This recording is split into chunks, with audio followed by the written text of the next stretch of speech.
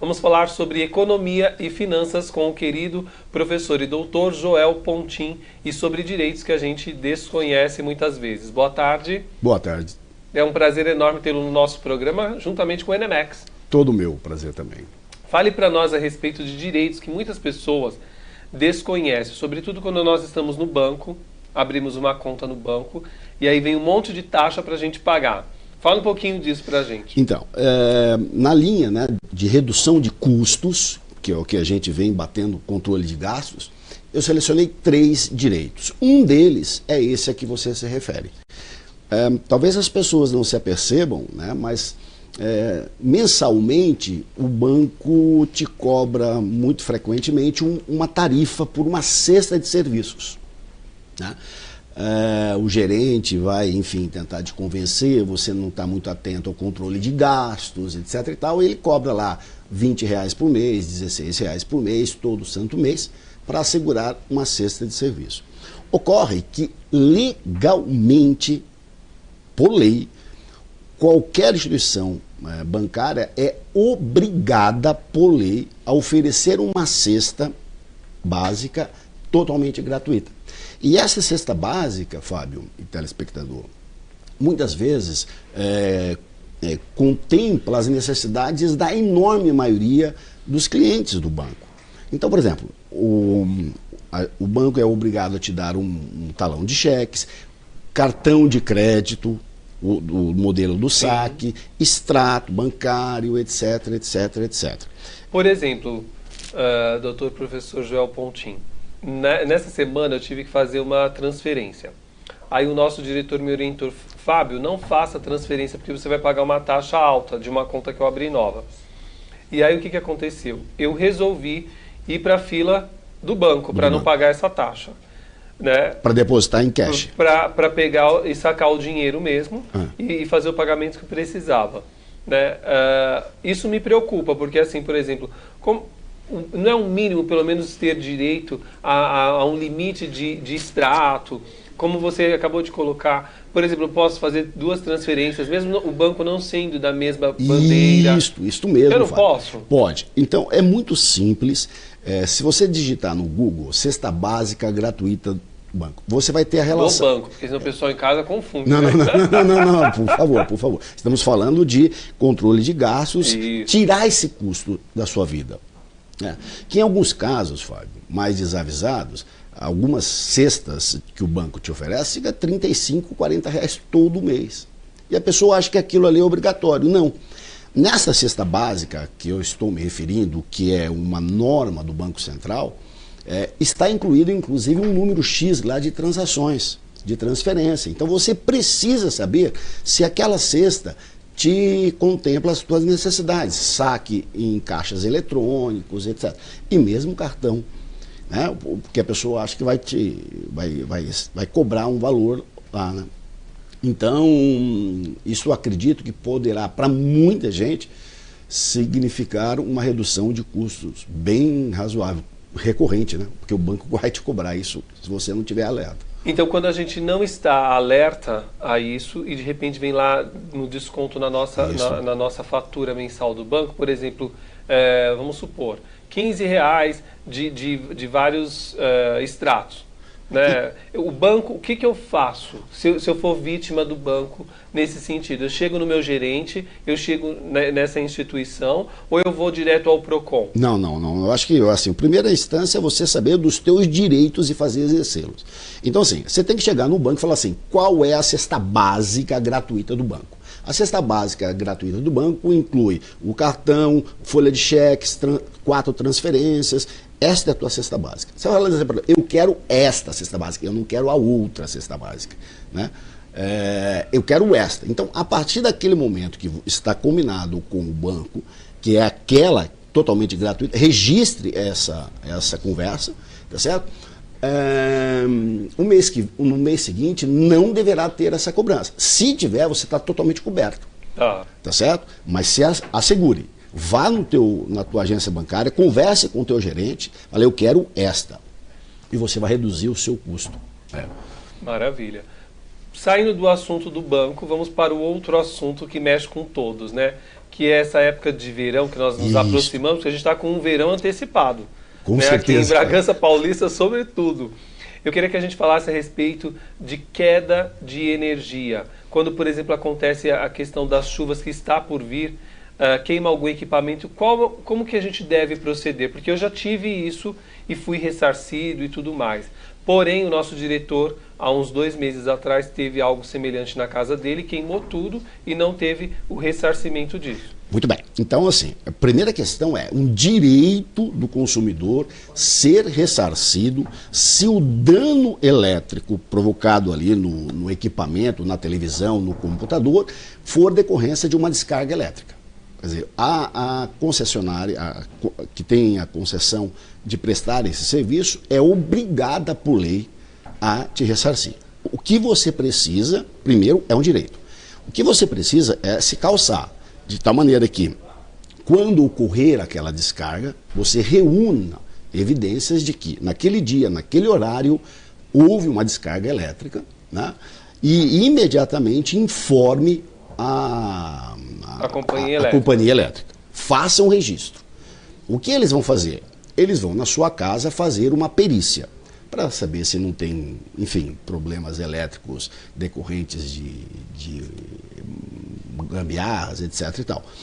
E aí é o seguinte, eles vão fazer uma vistoria e vão dar um laudo, né? E um parecer, se procede ou não procede, né? O equipamento que você queimou, a televisão, etc. e tal. Em regra, Fábio, em regra, eles têm o registro daquele dia, houve uma descarga elétrica, eles vão conferir, tá certo? E essa descarga elétrica naquela unidade teria provocado esses danos todos aos equipamentos. Em regra, o ressarcimento é muito tranquilo. Eu vou falar da minha experiência própria. Eu tive 2 eventos que eu acionei esse direito do cidadão. Sim. Um foi muito tranquilo, né? Foi uma televisão, foi uma tela de computador, etc. e tal. Foi muito tranquilo, o valor era razoável. O segundo, o valor foi muito grande, né? E eu tive que ir à justiça. Eu tive que ir no antigo chamado Tribunal de Pequenas Causas, tá certo? E na justiça eu ganhei isso aí, né? Porque o valor já era bem alto e eles estavam alegando que não tinha relação entre aquele dano que ocorreu, porque eles tinham registro, né? E a queima de um determinado equipamento bem valioso. Na justiça eu consegui 6 meses depois, eles tiveram que pagar com juros, correção monetária, etc. Esse é um direito que poucas pessoas conhecem, né? Mas você se calça. Uma descarga elétrica, anota o dia, o horário, confirmado, liga, peça a perícia, reúne o maior número de evidências possíveis, que vai desde testemunho até eventualmente um relato de alguém que também sofreu o dano, se calce e vá fazer valer o seu direito. No teu caso, você foi ressarcido com o computador. Isso. Não foi isso? Computador. Agora, imagine se você não tivesse usado esse recurso, esse teu direito. Você teria desembolsado um... Sim, com certeza. Era meu equipamento de trabalho, né? Pois é. Eu precisava muito dele mesmo. Pois é. E nos 2 casos que eu acionei, a monta foi bem considerável. Quer dizer, eu teria que comprar nova televisão, não precisei. E assim o telespectador, né? Você lembrou muito bem. Janeiro, nossa, descarga elétrica, direto. raio. A gente tem muitas árvores aqui em Bragança Paulista, ainda bem, né? Mas muitas precisam de poda também, né? Fica aí um alerta também para a Secretaria do Meio Ambiente, né? Para que faça realmente a poda, a vistoria, porque tem árvores assim que estão necessitadas, já estão para fora da calçada, atrapalha todo o pedestre, atrapalha quem está ali com o carro. E era isso que eu ia perguntar depois. Se uma árvore dessa cair em cima de um carro, né? A prefeitura também não é responsável por conta disso? Ou seja... Porque principalmente se o dono da casa não fizer uma denúncia lá, mesmo. Tipo ligar na Secretaria de Obras, anotar o número do protocolo, e guardar, Fábio, se acontece alguma coisa, ele se imune de ter que pagar o dano daquele carro. Você respondeu. Porque são providências que você vai tomando e vai te calçando frente a um eventual problema Sim. que pode significar a queima de um computador, uma televisão, um equipamento mais valioso. É importante esses procedimentos. Ligou, anota o número do protocolo, o dia, o horário, tudo certinho. Aconteceu? Olha, amigo, eu avisei. É isso mesmo. Para a gente finalizar, qual que é o último direito do cidadão do programa de hoje? Sim, sim.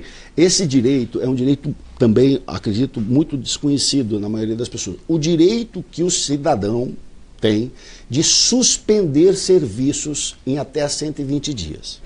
Então, por exemplo, eu comprei aquele plano daquela concessionária de TV por satélite. Perfeito, Fábio. Ótimo comprei exemplo. daquela da letra S. Certo. Que eu não quero, porque eu quero da letra N, que é a NET, para assistir a TV Altiora. Né? Tá. Olha que fica a dica para a NET vir para cá também.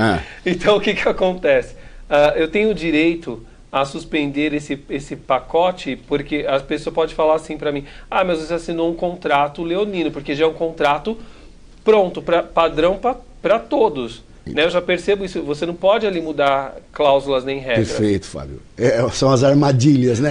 Você vai multando, a hora que você menos espera, você caiu na armadilha. O fato é que o cidadão brasileiro, nem estou falando do consumidor, ele tem o direito, uma vez num ano anualizado, de suspenderem até 120 dias. Então você deu esse exemplo, mas esse exemplo se estende a outros, como da televisão, como da internet, como do telefone. E todos esses que eu citei, não há nenhum custo para o cidadão. Você precisa ligar com antecedência ao evento, por exemplo, se é uma viagem, tá certo? Se é umas férias, enfim, uma mudança, informa, e eles são obrigados, por lei, a suspender sem nenhum custo. Tem alguns serviços que tem custo sim, por exemplo, água. Né? Olha, eu quero suspender a minha água por 3 meses, porque eu vou viajar, sei lá o quê. Sim. Aí há uma tarifa que a concessionária presta. Mas, de um modo geral, Fábio, telespectador, esse é um serviço muito pouco usado, né? É um direito muito pouco usado, e se você pensar na internet, no telefone, na televisão paga, na energia elétrica, você vai fazer uma viagem, olha a economia que você pode fazer. Sem dúvida, né? Sem dúvida. Telefone, internet, televisão, água e por aí vai. É uma tremenda economia, né? É verdade. Olha, se você quiser economizar, é fácil. Você sempre fica ligado aqui no Dito e Feito com as dicas de finanças domésticas do doutor e professor Joel Pontin, que é um oferecimento do Enemex. Para informações, você que vai prestar o Enem e tudo mais, faça contato através do 0 operadora 11 941 13 19 12. 0 operadora 11 941 13 19 12. Tem o site que é o enemex.com.br. enemex.com.br.